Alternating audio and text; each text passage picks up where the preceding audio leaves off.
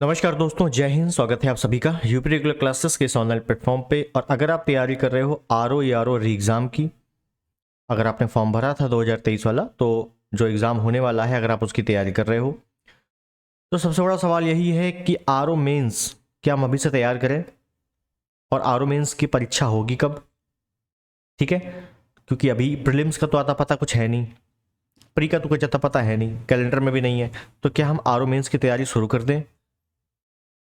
अभी हमारे पास टाइम है कि नहीं है? ठीक है, उसके बाद बात करेंगे अगर हम फेब से फरवरी से तैयारी शुरू करें, बिल्कुल जीरो से, जीरो लेवल से, तो क्या तैयारी हो सकती है? क्योंकि अभी प्रीलिम्स का नहीं पता, तो टाइम ठीक ठाक मिलेगा क्या? ठीक है, ये भी एक सवाल है। न्यू पैटर्न के अकॉर्डिंग तैयारी कैसे करें? न्यू पैटर्न, क्योंकि सबको पता है न्यू पैटर्न है, आयोग ने अपना ट्रेंड थोड़ा सा चेंज किया है। न्यू पैटर्न समझ में तो आ रहा है, लेकिन हम बुक में जब पढ़ रहे हैं तो हमारे पल्ले नहीं पड़ रहा। न्यू पैटर्न तो समझ में आ रहा है कि हमें नई नई चीज़ें पढ़नी पड़ेंगी, कुछ डेप्थ में चीज़ें पढ़नी पड़ेंगी, लेकिन कुछ समझ में नहीं आ रहा। क्योंकि आपने देखा होगा यूपी पीएससी ही नहीं, यूपी ट्रिपल एससी के अभी जो पेपर हो रहे हैं, यूपी ट्रिपल एससी आयोग के जो पेपर हो रहे हैं, वो भी एक लेवल ऊपर चला गया है। ठीक है, तो तैयारी जो करनी है वो थोड़ा सा डेप्थ में ही करनी पड़ेगी, चाहे आप जिस लेवल की तैयारी करो, चाहे आप ग्रुप डी क्यों ना करो। ठीक है, अगर उसमें भी थोड़ा सा मैथ वगैरह आ रहा है, थोड़ा सा अच्छा ही पढ़ना पड़ेगा। तो यूपी ट्रिपल एससी का मैंने जीएस देखा था, उसमें भी काफ़ी अच्छे क्वेश्चन आए थे, और यूपी पीएससी ने तो चेंज कर ही दिया है। तो वो जो न्यू पैटर्न बना हुआ है एक, उसको कैसे तैयार करना है? क्योंकि बुक में तो समझ में नहीं आ रहा। सबको पता है कि बुक में बहुत सारी चीज़ें दी हैं, लेकिन बुक में अगर समझ में आ जाता तो सभी टॉप करना कर लेते। तो बुक में तो पल्ले नहीं पड़ रहा, तो इसको कैसे कवर करें? ठीक है, उसके बाद बात करेंगे घटना चक्र पूर्वावलोकन का काम खत्म हो गया है क्या? क्योंकि घटना चक्र पूर्वावलोकन पे अब भरोसा नहीं रहा लोगों का उतना ज़्यादा। ठीक है, जो पहले हुआ करता था। ठीक, तो घटना चक्र पूर्वावलोकन से कैसे क्या अपने को काम निकालना है वो देख लेंगे। ठीक, तो चलिए बात करते हैं एक एक करके। उससे पहले चैनल पर नए हैं, सब्सक्राइब कर देना, वीडियो को लाइक कर देना और शेयर जरूर कर देना। अभी फेब चल रहा है, और अगर हम अभी से तैयारी शुरू करें प्री की, यहाँ पे मैं केवल आर ओ की बात कर रहा हूँ, ठीक है ना, पीसीस वगैरह नहीं, आर ओ की। तो अगर हम केवल आर ओ की प्री तैयारी करें फेब से, तो क्या हमारी तैयारी हो सकती है वो भी जीरो लेवल से? जीरो लेवल से तो मैं कहूँगा बिल्कुल नहीं। क्योंकि अगर आपका बेसिक नहीं तैयार है, बेसिक जब तक नहीं तैयार, तब तक आप 2 या 3 महीने में इसकी तैयारी नहीं कर सकते।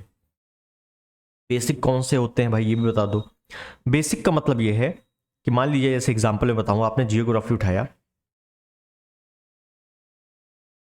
जियोग्राफी उठाया, आपको इसके पड़ोसी राज्य पता होने चाहिए, आपको नदियां पता होनी चाहिए, भले आपको लोकेशन नहीं पता है कि नदियां पता होनी चाहिए। और जो नदियां पता है तो बचा क्या फिर? तो बचा इसकी सहायक नदियां। सहायक नदियां, ये सहायक नदियां जल्दी कोई नहीं पढ़ता, और सहायक नदियों से ही प्रश्न बन जाते हैं अगर अच्छा लेवल आता है तो। ठीक है, हो गया। उद्योग वगैरह, उद्योग वगैरह कोई जल्दी नहीं पढ़ता, लेकिन अच्छे एग्जामों में उद्योग से अच्छे खासे प्रश्न आते हैं। ठीक है, तो पता होना चाहिए इसके बारे में। कृषि के बारे में आपको बेसिक पता होना चाहिए कि रबी की फसल कौन सी है, खरीफ की फसल कौन सी है, जायद की फसल कौन सी है, हरित क्रांति क्या होती है, दुग्ध क्रांति क्या है, वर्गीज कुरियन कौन है। अगर ये बेसिक पता है तो आप एक सिस्टमेटिक ढंग से, क्रमिक अनुसार आप तैयारी अच्छे से कर सकते हो। तो यही होता है बेसिक। हिस्ट्री की अगर बात कर लें, हिस्ट्री की अगर बात कर लें, तो आपको अशोक के बारे में यही नहीं पता, अशोक किस साम्राज्य, अशोक किस वंश का था, तो ये आपको मतलब दिक्कत हो जाएगी। क्यों? क्योंकि आपको अगर अशोक के बारे में बेसिक जानकारी नहीं पता है तो आपका बेसिक तैयारी नहीं है। और अशोक के बारे में अगर आपको बेसिक पता है तो आप जो 2-3 महीने मिलेंगे उसमें आप एडवांस तैयार कर सकते हो। जैसे प्रमुख अभिलेख है, प्रमुख ग्रंथ है, जो प्रशासनिक, प्रशासन से संबंधित चीज़ें हैं अशोक की, मौर्यकाल की, वो आपको थोड़ा सा एडवांस करेंगी बेसिक से। ठीक है, तो बस ये एडवांस है और ये बेसिक है। तो अगर आपको बेसिक नहीं तैयार है, नहीं कर सकते। बेसिक तैयार है तो आराम से कर सकते हो। जैसे साइंस की अगर बात कर लें, एक और एग्जांपल लेके, साइंस की अगर बात कर लें, तो साइंस में आपको अगर नहीं पता है कि न्यूटन्स के कौन कौन से नियम हैं, ऊष्मा गति की क्या होती है, ताप क्या होता है ना, तो ये सब बेसिक है। उसके बाद एडवांस तैयार होता है। आपको नहीं पता है शरीर में कौन कौन सी हड्डियाँ होती हैं, फिर उन और जो हड्डियाँ होती हैं उनके नाम तो पता ही होने चाहिए, फिर उसकी डिटेलिंग, डिटेलिंग आपको एडवांस बनाती है। जब प्री ही मतलब बेसिक नहीं तैयार है तो डिटेल में आपको थोड़ा सा टाइम लगेगा, ठीक है। तो इसीलिए है अगर आपका बेसिक तैयार है तो आराम से आप तैयारी स्टार्ट कर सकते हो, ठीक। कैसे करोगे, तो आपको कोचिंग लेनी पड़ेगी, कहीं भी लो कोचिंग आपको लेनी पड़ेगी। सेल्फ से करोगे तो बहुत टाइम लगेगा। अगर यही एग्जाम निकालना है तो अगला टारगेट लेना है तो आप आराम से सेल्फ करो, कोई समस्या नहीं। तो ये रहा बिल्कुल बेसिक वालों का। हालांकि मुझे लगता है कि जिसने 2023 का फॉर्म भरा है वो बेसिक तो नहीं पढ़ रहा होगा, है ना। और अगर बेसिक पढ़ भी रहा है तो इसका मतलब है उसने तैयारी की नहीं है, तो वो कंपटीशन में है ही नहीं, ठीक है। तो जो जो लोग पढ़ रहे हैं तो बहुत अच्छी बात है, तैयारी थोड़ा सा अच्छी कर दीजिए। क्यों? क्योंकि आरओ का जो एग्ज़ाम है वो बहुत जल्द हो जाएगा। मैंने आपको बताया है कि इसी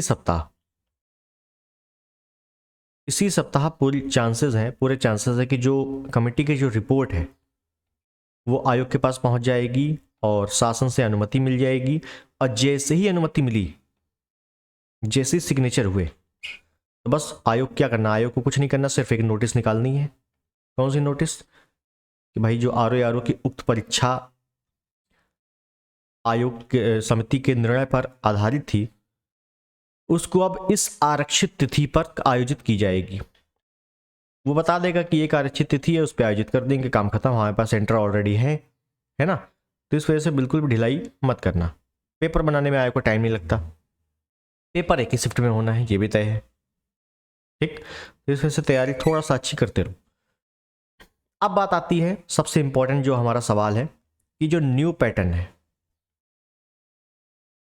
न्यू पैटर्न इसको कैसे तैयार करना है, क्योंकि न्यू पैटर्न तो समझ में नहीं आ रहा। न्यू पैटर्न कैसे तैयार करना है, न्यू पैटर्न जो है वो तैयार कैसे हो, समझिएगा। न्यू पैटर्न का मतलब क्या है? न्यू पैटर्न का सिर्फ और सिर्फ इतना मतलब है, ऐसा थोड़ी ना है कि नदियां अगर आ रही हैं तो कोई दूसरे ग्रह की नदियां पूछ लेगा, ऐसा तो है नहीं।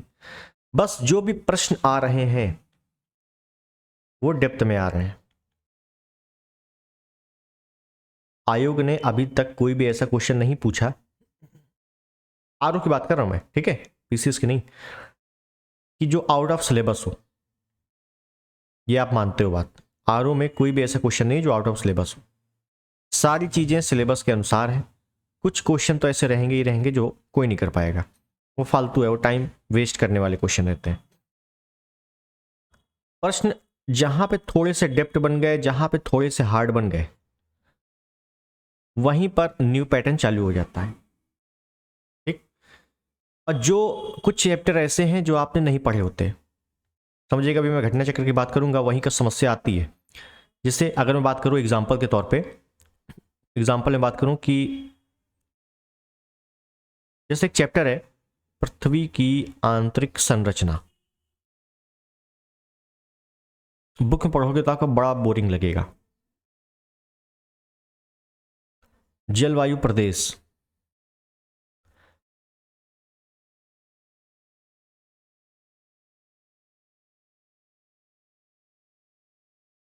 महासागरीय उत्थान, ये सब चैप्टर है, लेकिन आपने जब पढ़ोगे ना इनको बड़ा बोरिंग लगेगा कि यार ये क्या चैप्टर है।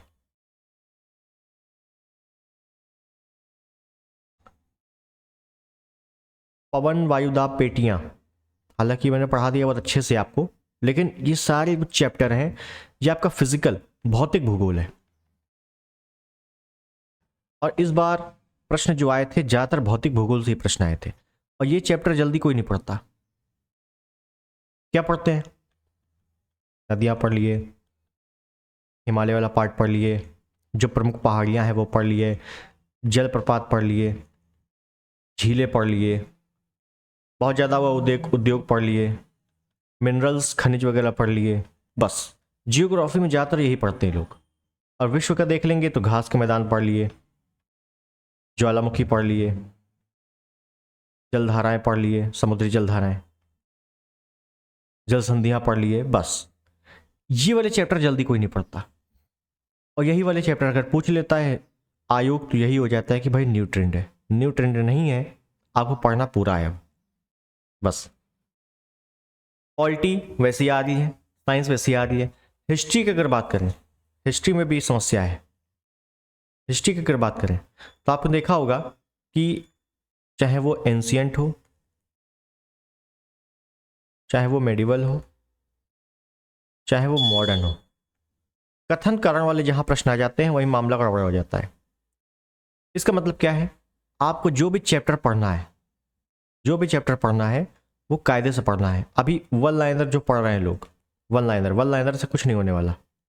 आपको जो भी चैप्टर पढ़ना है पूरा पढ़ना है, कारण सहित। अगर अशोक ने धम्म यात्रा की तो क्यों की, धम्म यात्रा में महामात्र कौन थे, धम्म यात्रा में मतलब जो भी मैं बता रहा हूँ एग्जाम्पल के तौर पे, अशोक के प्रशासन में कौन कौन सम्मिलित था, गुप्त वंश की शुरुआत कैसे हुई, चालुक्य वंश कौन थे, चोल वंश कैसे बना, पल्लव, मतलब तमाम वंश है। एंशिएंट की बात करूं तो मिडिवल में तो आप ज्यादातर प्रशासन से पूछता है, ज्यादातर कि किसने कौन कौन सी चीजें बनवाई थी। आर्किटेक्चर, आर्किटेक्चर से पूछ लेगा, या इस पे जो बुक्स वगैरह हैं इंपॉर्टेंट वो पूछ लेगा, उपाधियों से पूछ लेगा। यहां से प्रश्न ज्यादा बन रहे हैं। और मॉडर्न में आपको पूरा पढ़ना है। मॉडर्न में ये कोई नहीं बता सकता कि कहां से ज्यादा प्रश्न आएंगे, केवल इतना बताया जा सकता है कि हाँ इंडियन नेशनल मूवमेंट, चूंकि सिलेबस में भी अलग से दिया हुआ है इंडियन नेशनल मूवमेंट, आप अगर सिलेबस देखोगे तो इतिहास अलग दिया हुआ है, इतिहास, और राष्ट्रीय आंदोलन अलग दिया हुआ है, राष्ट्रीय आंदोलन, राष्ट्रीय आंदोलन अलग दिया हुआ है। इसका मतलब है कि 1885 जब कांग्रेस बनी थी उससे लगा के 1947 तक आपको डिटेल्ड पढ़ना है। वो डिटेल्ड आप किस पुस्तक से पढ़ रहे हो वो आपकी मर्जी, चाहे आप परीक्षा वाली पढ़ो, चाहे आप महेश वर्णवाल पढ़ो, चाहे आप स्पेक्ट्रम पढ़ो, कोई अदर बुक जो भी पढ़ रहे हो, राष्ट्रीय आंदोलन को तो बहुत ज़्यादा डिटेल में पढ़ना है, एक एक घटना को। और इसके लिए तो मैं एक ही चीज़ रिकमेंड करूंगा, अगर आप बहुत ज़्यादा बुक नहीं पढ़ पा रहे हो, समझ में नहीं आ रहा है, तो आप सिंपल सा है प्लेलिस्ट उठाइए अपने चैनल की, यूपी रेगुलर क्लासेस की प्लेलिस्ट उठाइए। लगभग 20 वीडियो मॉडर्न हिस्ट्री को हो चुके हैं, 20 वीडियो केवल मॉडर्न हिस्ट्री। इसी वजह से मैं मॉडर्न हिस्ट्री थ्योरी में बता रहा हूँ, ठीक है। आपको कुछ भी पढ़ने की आवश्यकता नहीं पड़ेगी, एक बार पढ़ के जरूर देख लेना। और अगर आप बुक पढ़ रहे हो, बुक आपको समझ में आ रही है, तो इससे बेस्ट कुछ नहीं हो सकता, ठीक है। बुक्स को कायदे से आप पढ़िए, यही केवल न्यू ट्रेंड है और कुछ नहीं है। न्यू ट्रेंड में बस यही है, न्यू ट्रेंड का एक केवल खौफ चल गया है कि ऐसे ऐसे प्रश्न आते हैं, ऐसा कुछ नहीं है। आपने बस उतना पढ़ा नहीं है उतना डिटेल में, इस वजह से आपको न्यू ट्रेंड लग रहा है, ठीक है। तो इसका मतलब है कि न्यू ट्रेंड में केवल अपने को क्या करना है, डिटेल्ड में पढ़ना है, जो पढ़ रहे हैं वो डिटेल में पढ़ना है, प्लस सभी चीजें पढ़नी है, कोई भी चैप्टर छोड़ना नहीं है। हम कुछ चैप्टर छोड़ देते हैं, ठीक, तो छोड़ना नहीं है कुछ भी, सभी चैप्टर्स को पढ़ना है। अब बात आती है घटना चक्र पूर्वावलोकन का काम खत्म, ये भी बात कर लेते हैं। घटना चक्र पूर्वावलोकन, हालांकि बहुत ही अच्छी बुक है ये। क्यों बुक अच्छी है, क्योंकि इस पे जो शुरुआत के 1-2 पेजेस हैं, इस पे पूरी थ्योरी लिखी हुई है एक शॉर्टेस्ट फॉर्म में, और प्लस पीवाईक्यू है इसमें, इस वजह से ये बेस्ट बन जाती है बुक। अब पीवाईक्यू के साथ एक्सप्लेनेशन भी है, ठीक है, तो ये भी अच्छी बुक है। अब कई लोग ये सोच रहे हैं केवल घटना चक्र, अगर हम केवल घटना चक्र पढ़ें, क्योंकि कई सारे टॉपर्स ने ये कह दिया है कि केवल घटना चक्र मैंने पढ़ा था और आराम से मेरा प्री भी क्वालिफाई हो गया प्लस मेंस भी क्वालिफाई हो गया। क्यों, क्योंकि मैंने केवल घटना चक्र पढ़ा था, तो ऐसा नहीं है। क्योंकि 2021 के पहले का पैटर्न, 2021 और उसके पहले का पैटर्न ऐसा बना हुआ था कि घटना चक्र से कई सारी चीज़ें मिल जा रही थी, लेकिन अब वो चीज़ें नहीं है, ठीक है। अब चीज़ें जो चेंज हुई है, आयोग डिमांड कर रहा है कि आप बुक पढ़ें, ऑथेंटिक बुक्स का अध्ययन करें, केवल पीवाईक्यू पर डिपेंड ना हो, ठीक है। तो क्या घटना चक्र बिल्कुल नहीं पढ़ें? बिल्कुल नहीं, ये गलती मत करना। घटना चक्र मस्ट है, मस्ट। कुछ नहीं, आप आरओ की तैयारी कर रहे हो, आरओ में अभी भी आप देख लेना जाके घर में, लगभग 50% 50 to 60% जो पोर्शन है वो आपका पीवाईक्यू से है। पीवाईक्यू का मतलब ये नहीं है कि केवल छपे छपाए क्वेश्चन आ गए हैं पीवाईक्यू से, नहीं। आप पीवाईक्यू पढ़िए जो घटना चक्र में दिए हुए हैं, प्लस उसका जो एक्सप्लेनेशन है, एक्सप्लेनेशन उसको पढ़िए। आपको 50% क्वेश्चन अपने आप मिल जाएंगे। कुछ डायरेक्ट भी हैं, लगभग 20% क्वेश्चन डायरेक्ट भी आए हैं, ऐसा नहीं है, लेकिन 50% क्वेश्चन की मैं गारंटी ले रहा हूं कि आप पीवाईक्यू और एक्सप्लेनेशन पढ़ेंगे तो आपको डायरेक्टली मिल जाएंगे। ठीक है, किससे? घटना चक्र से, आरओ में। तो ये कहना बिल्कुल गलत है कि घटना चक्र काम खत्म। घटना चक्र मस्ट है, इसको आपको पढ़ना ही पढ़ना है। घटना चक्र के 2-3 फायदे हैं। कैसे? एक तो आपका पीवाईक्यू तैयार हो जाता है। अगर कोई टेस्ट सीरीज, आपने सुना होगा कि कई लोग कहते हैं कि मैंने टेस्ट सीरीज नहीं लगाई थी, क्यों? क्योंकि घटना चक्र अपने आप में इतना बढ़िया प्रैक्टिस हो जाती है कि टेस्ट सीरीज की जरूरत ही नहीं पड़ती। घटना चक्र खुद अपने आप में इतनी बेहतरीन टेस्ट सीरीज है कि टेस्ट सीरीज की आपको जरूरत पड़ेगी ही नहीं। ठीक है, इस वजह से प्रैक्टिस के लिए भी इंपॉर्टेंट है, प्लस पीवाईक्यू आपका तैयार हो ही रहा है, प्लस चैप्टर वाइज आपको पता लग रहा है कि कहाँ से कैसी चीज़ें पूछी जा रही है, हमको कितना डेप्थ में चले जाना है। अगर आप नदियाँ पढ़ रहे हो तो नदियों में हम कितना पढ़ लें? नदियों में हम केवल नदियाँ पढ़ लें कि उनकी लोकेशन भी पढ़ लें, कि उनकी सहायक नदियाँ भी पढ़ लें, कि उस पर जो डैम बने हैं वो भी पढ़ लें, कि उन नदियों की अगर कुछ विशेषताएं हैं वो भी पढ़ लें, क्या क्या पढ़ लें हम? तो कैसे पता लगेगा कि पिछले एग्जामों में कैसे पूछा गया है? अभी तो पता लगेगा ना। तो सिंपल सा तरीका होता है पीवाईक्यू पढ़ने का। ठीक, तो प्रैक्टिस भी हो जाती है आपकी, टेस्ट सीरीज आपको लगाने का ज़्यादा झंझट नहीं है। पीवाईक्यू तैयार हो ही रहा है और चैप्टर वाइज चीज़ें आपको मिल रही हैं। तो घटना चक्र को तो बिल्कुल मस्ट रखना है। और जैसे मैं कुछ चीज़ें बात करूं, जैसे जो परंपरागत इकोनॉमिक्स है, इकोनॉमिक्स भाई, इकोनॉमिक्स तो आपका करंट बेस आता है, ठीक है ना, इकोनॉमिक्स है। और जैसे इन्वायरमेंट है, इनमें आप बुक ना पढ़ के केवल और केवल घटना चक्र पढ़ लोगे तो आपका 100% नहीं तो 90% तो हो ही जाएगा। 90%, अगर 10 क्वेश्चन आ रहे हैं यहाँ से तो आपको 8 क्वेश्चन केवल पीवाईक्यू से मिल जाएंगे। तो पीवाईक्यू तो बेस्ट है, ठीक है ना, पीवाईक्यू को इग्नोर नहीं करना है। तो बात खत्म हो गई। तो घटना चक्र आपको पता लग गया कि क्या खत्म हो गई? बिल्कुल खत्म नहीं हुई है, करते रहना है उसको। अब बात आती है जीएस का, आपको पता लग गया, न्यू पैटर्न का पता लग गया। अब बात करते हैं करंट अफेयर की। एक करंट अफेयर में, क्योंकि एक पूछा था किसी ने कैसे तैयार करें, तो बता दूं मैं। करंट अफेयर जो अब पूछा जा रहा है, वही मैंने कहा कि पैटर्न बिल्कुल सेम है। कैसा? कि 6 से 8 माह पुराना करंट आता है, इससे ज़्यादा डिटेल नहीं आता।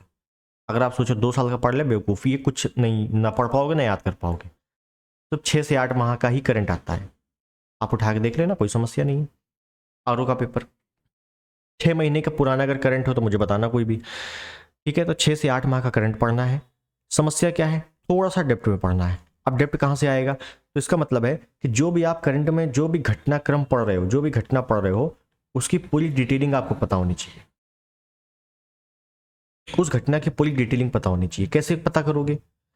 जो आप लास्ट में आय दृष्टि लेते हो, जो पेपर के नज़दीक आय दृष्टि आती है 1 माह पहले, तो आपको एग्जाम का सिर्फ 1 महीना बचता है और 1 महीने में आप बहुत ज़्यादा डिटेलिंग करंट अफेयर के नहीं कर सकते। करंट अफेयर करने का सिर्फ और सिर्फ एकमात्र रास्ता है, एकमात्र रास्ता कि रेगुलर या वीकली।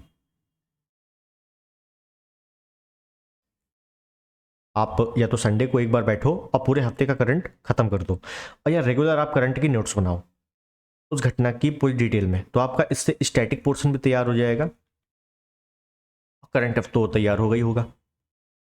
यही करंट तैयार करने का बहुत ही अच्छा तरीका है, इसके अलावा कोई तरीका नहीं है अच्छे से करंट तैयार करने का। करंट का वेटेज आरओ में ठीक ठाक है, 18 से 20 प्रश्न करंट के ही आते हैं, ठीक है। क्योंकि करंट में अब थोड़ा सा डिटेल पूछ रहा है, डेट वगैरह इंपॉर्टेंट पूछी जा रही हैं, तो इस वजह से आपको रेगुलर करंट अफेयर करते रहना पड़ेगा। अब रेगुलर का मतलब ये है, जैसे अब बजट आया है तो बजट पढ़ लेना चाहिए आपको। अब ये से वन रिपोर्ट आई थी, सबको पता है कि वन रिपोर्ट से एक प्रश्न पक्का है, सबको पता है कि बजट से एक प्रश्न या दो प्रश्न फिक्स है, दो प्रश्न फिक्स है कि आना ही आना है। तो अब जब फिक्स हमें पता है, फिक्स है कि तैयार कर लो, क्या दिक्कत है? वन रिपोर्ट तैयार कर लो, क्या दिक्कत है? जब भी वर्तमान में योजनाएं वगैरह सरकार की आई हैं, चल रही हैं, उनको कॉपी में नोट करते रहो, और लास्ट में जो आय दृष्टि आए या जो भी आप लास्ट में पढ़ते हो उसको लेके पूरा वन लाइनर टाइप से रट डालो, काम खत्म। और वही चीज़ें रहेंगी जो आप रेगुलर पढ़ रहे हो, वही आपको इसमें मिलेगा आय दृष्टि में, तो आपको बहुत ज़्यादा बर्डन नहीं लगेगा। सबसे बेस्ट तरीका करंट अफेयर का यही है, काम खत्म। अब कहाँ से पढ़ना है ये आपकी इच्छा, चाहे आप बुक लेके पढ़ो, किसी कोचिंग से पढ़ो, वो फिर आपकी मर्जी है, ठीक है। तो करंट अफेयर समाप्त। अब आरओ में जिससे सिलेक्शन होगा, आरओ में अगर सेलेक्ट होना है, जीएस आप पढ़ रहे हो अच्छी बात है, करंट पढ़ रहे हो अच्छी बात है, रीजनिंग वगैरह पढ़ रहे हो अच्छी बात है, लेकिन जो सिलेक्ट करवाएगा वो है हिंदी। हिंदी को अगर आपने हल्के में भी हिंदी को हल्के में लिया तो काम खत्म है, वहीं पे आप घर में बैठ जाओगे कायदे से। हिंदी ही सिलेक्शन करवाएगी। अब हिंदी को कैसे तैयार करना है मैंने आपको बता दिया पिछले टर्न पे, कैसे कैसे तैयार करना है, बुक्स भी बता दी थी आपको कौन कौन से लेनी है। हिंदी में एक चीज है, हिंदी का जो पैटर्न है वो फिक्स है, इसमें आपको बदलाव देखने को कभी नहीं मिलेगा। कैसे, कैसा फिक्स है? मतलब कहने का कि हिंदी में अगर पर्यायवाची में देखो, पर्यायवाची जैसे एग्जांपल लो कि पर्यायवाची अगर आप पढ़ रहे हो तो एक शब्द के लगभग 20 से 25 पर्यायवाची शब्द आ जाएंगे या 15 आ जाएंगे, ठीक है। और उसी प्रकार से अगर आप 1000 पर्यायवाची याद करोगे तो ये बेवकूफ़ी है। आयोग का हमेशा से एक फिक्स पैटर्न रहता है कि लगभग 200 से 300 पर्यायवाची ऐसी रहती हैं जो आयोग पूछता ही पूछता है, इसके अलावा नहीं जाता बाहर। बस इसी को आपको रटना है, पीवाईक्यू से आप आराम से कवर कर सकते हो। विलोम शब्द है तो फिक्स है कि विलोम शब्द, ऐसे तो शब्दकोश में देखोगे तो हजारों विलोम शब्द होंगे, तो क्या हजारों पढ़ने हैं क्या? बिल्कुल नहीं, आपको वही पढ़ना है जो आयोग का, जो यूपीपीएससी आयोग का जो पैटर्न है उसके अनुसार। हिंदी कभी भी टफ नहीं आई है। हिंदी में अगर आपने बिल्कुल बेसिक भी पढ़ा है तो आपके 45 प्लस तो रहेंगे ही रहेंगे। अगर आपने थोड़ा सा अच्छा पढ़ लिया, मेहनत की है रेगुलर, तो 55 तो आ ही जाएंगे आराम से। एक दो तीन जो प्रश्न होते हैं वो बिल्कुल गारंटी नहीं ली जा सकती, क्योंकि आयोग हो सकता है खुद ही गलत दे दो, मतलब दे दिया हो, ठीक है। तो हिंदी में एक दो प्रश्न को छोड़कर बाकी चीज़ें फिक्स रहती हैं, कैसे कहाँ से प्रश्न आ रहा है, ठीक है। तो हिंदी में बहुत ज़्यादा टेंशन लेने की जरूरत नहीं है, लेकिन हिंदी को रेगुलर करने की ज़रूरत है, क्योंकि हिंदी में कन्फ्यूजन बड़ी होती है। 4 ऑप्शन आ जाएगा, चारों में से 2 लगेगा कि यार यही 2 फिक्स है, ठीक है, और उसमें आप वही टिक करोगे जो आपका सबकॉन्शियस माइंड में होगा। हिंदी पढ़ने का सिर्फ और सिर्फ एक तरीका है, रेगुलर प्रैक्टिस, रेगुलर प्रैक्टिस, जिससे आपको वो शब्द याद रहे कि यही फिक्स है। और जैसे वर्तनी में बड़ी गलती हो जाती है कि वर्तनी कौन से शुद्ध है मात्रा पहले लगी थी कि बाद में लगी थी, छोटी की लगी थी कि बड़ी की लगी थी, ठीक है, तो बड़ा कन्फ्यूजन रहता है। सिर्फ और सिर्फ एक ही तरीका है कि हिंदी को रेगुलर, जो भी आप बुक पढ़ रहे हो, घटना चक्र पढ़ रहे हो, जो भी पढ़ रहे हो, मतलब रेगुलर पढ़ो हिंदी में। बाकी जीएस में मैंने बता दिया है, नए पैटर्न से डरने की जरूरत नहीं है। नया पैटर्न कोई ब्रह्मांड, दूसरे ब्रह्मांड से नहीं आया है। नए पैटर्न का यही मतलब है कि जो भी आप चैप्टर पढ़ रहे हो, जो भी आप चैप्टर पढ़ रहे हो उसको थोड़ा सा डिटेल में पढ़ लो। समस्या ये होती है कुछ चैप्टर ऐसे होते हैं जो किसी ने सुने नहीं होते, ठीक। खैर, अब बात करते हैं अपने मुद्दे पे। जिस दिन डेट आ गई, जिस दिन आरओ की डेट आ जाएगी, उस दिन से मैं आपका प्रैक्टिस सेशन शुरू कर दूंगा। प्रैक्टिस सेशन मतलब जो क्वेश्चन रहेंगे, प्रश्न रहेंगे, उसी के आधार पर डिटेलिंग,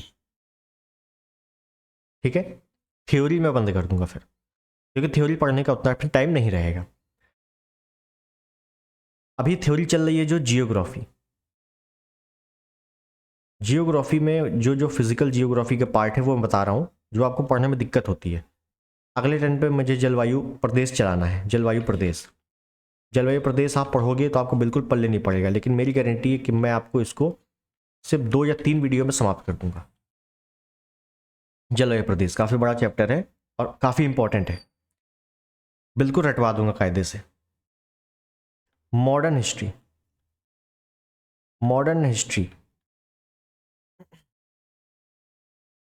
आप पढ़ के देखना, बहुत ही डिटेल में मैं आपको चीज़ें बता रहा हूँ, आपको समझ में भी आ जाएगा, ठीक है।